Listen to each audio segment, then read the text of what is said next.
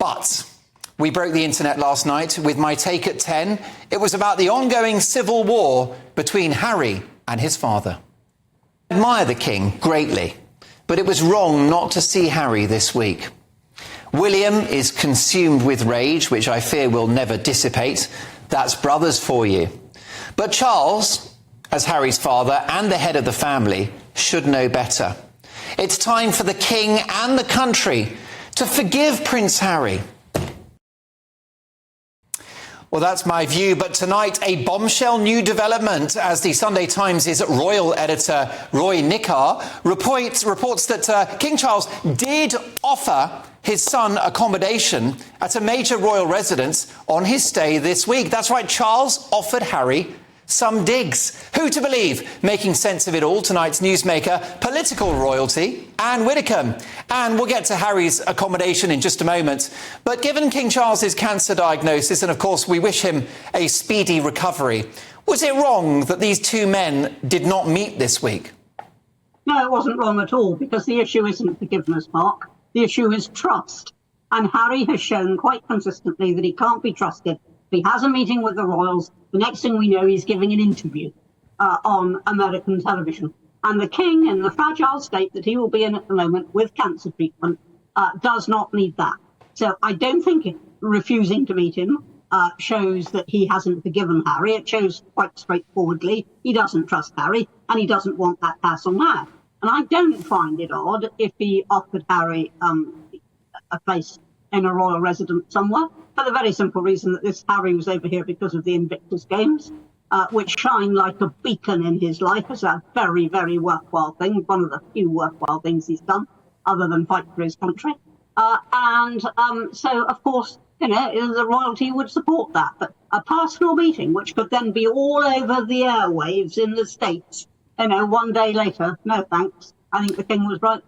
And it strikes me as unfathomable that Harry would stay in a hotel on his visit to London, given that the capital boasts one of the finest houses on earth, Buckingham Palace. Why didn't he stay at a royal residence? It's bizarre for him to be at a Holiday Inn Express.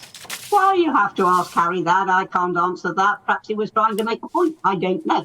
I can never fathom Harry's mind, quite honestly. But as I say, I think that at the moment, people would be very wise, or family would be very wise not to trust Harry to act discreetly.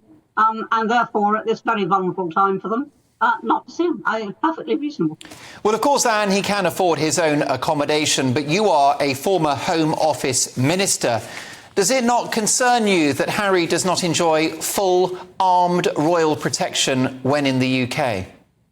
No, it doesn't concern me. I don't think Harry is in any immediate danger. He will have some protection, and he can always supply his own. But his appeal to the High Court was in relation to armed protection, which is, of course, exclusive to key political and royal figures. He's the King's son. He's a target, Anne. Well, hang on. Did he win that appeal to the court? He certainly didn't, but I still think that the moral case to protect the King's son... I mean, Anne, I take the legal point. He is King Charles's son. He's a target. He should be protected. The court would have taken all that into account. Court schmort! Who cares what a dusty judge thinks? I want to know what Ann Widdecombe thinks. Well, I'm trying to tell you, but I keep being interrupted by these flights of fancy that you have about Harry being a target. I think it is right that he has some protection. I don't think it's right that he has the full protection that is accorded to working royals, because he is not a working royal. He's not a working royal, but Anne, he is the King's son. He's one of the most famous Englishmen on the planet. Well, lots of royal relatives won't have that sort of full protection. I'm sorry. I think that the court would have taken all of that into account and came to its decision. And I think, as in all things, whether we like verdicts from the courts or not, you know, they are what prevail. And we haven't really discussed too many royal issues because of important matters of state. But what is your appraisal of Harry's wife, Meghan Markle? Is she the Yoko Ono of the royal family?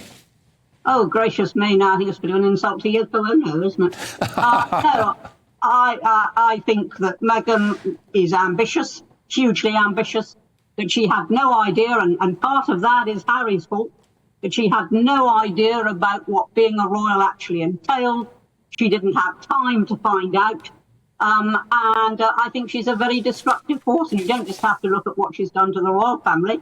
I mean, look at the splits in her own family. Look at the way she disowned her own father. Let me tell you, forget about Harry.